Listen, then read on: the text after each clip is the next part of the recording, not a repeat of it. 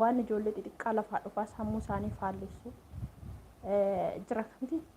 sadarkaa isaan itti guddachuu qaban irraa kan gara biraatitti isaan qabu waan akkasitti dhalli lafaa dhufaa kan laalaa jiru kan argaa jiru kanaaf kanaan immoo tuyyuu hin beeku ani waaqayyo harka keessa nu qabateera jedha akka kootti jechuudha ammas immoo tun harka keessa nu haa qabatu nama karaa isaa yaadatu rabbi nu haa taasisuun isin jedha maaliifi wanti hundumtuyyuu harka isaa jira sababa ta'eefi waaqayyo waan dadhabu hin qabu hunda caalatti inni akka cubbuu keenyatti osoo hin taane akka arjummaa isaatti nagaa jaalala bicha nuuf haa fidu biyya keenyatti Itoophiyaan kan isheen dhabdee nagaa bakka waliigaltee tokkummaadha malee qabeenyi isheen qabdu qabeenyi uumamaa maaliif akka biyyoota waan kaawwanii kanallee akka kanatti jechuudha wantoonni adda addaa baay'een ulfaatu maaliif jennaan qilleessa uumamaatiin waan rabbiin uumeen baanii galanii tanaffasu jechuudha osoo akka biyyoota kaawwanii kana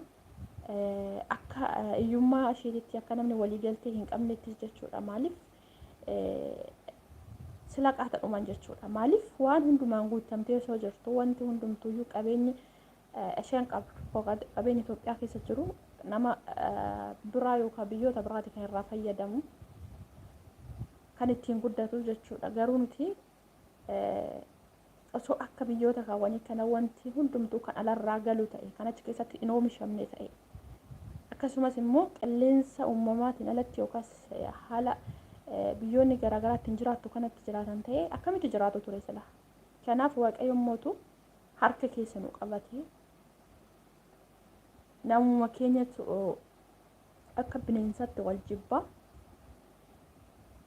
kanaaf sana hundarraa mootu jechuudha wanti hundumtuu namni waan nyaatu dhugullee dhabamee nageenya jiraatee jennaani qoonqoon rabbiin uume osoo harkaa gara afaan hin jenne namni kamiyyuu olee hin bulu kanaaf rabbi nagaa nuuf haa fidu waaqayyo tokkummaa jaalala nuuf haa kennu obboleewwan akka halagaatitti walitti garagaranii haadhoo isaa ajjeesaa jiru kanallee rabbi araara nuuf haa fidu isaanillee rabbiin tokko isaan haa taasisu maaliif sa'aatii kana keessa inni uummanni ba'ee akka kanatti abbootii haadholii boochisayyuu isa kana maaliif inni dhukaasus inni itti dhukaafamus addaan baafamuu sababa dadhabeef maaliif kan ajjeesas kan du'aa jirus obboleewwan haadhoo tokko sababa ta'aniif kanarraa waaqayyo kan hundumaa nu agarsiisurra kan jedhanii bo'anii gaafa dadhabanidha kan isaan ba'anii tokko kanatti isgoo jedhan jechuudha kanaaf waaqayyo mootu isaaniif alakka'u wanti nuti jennu hin jiru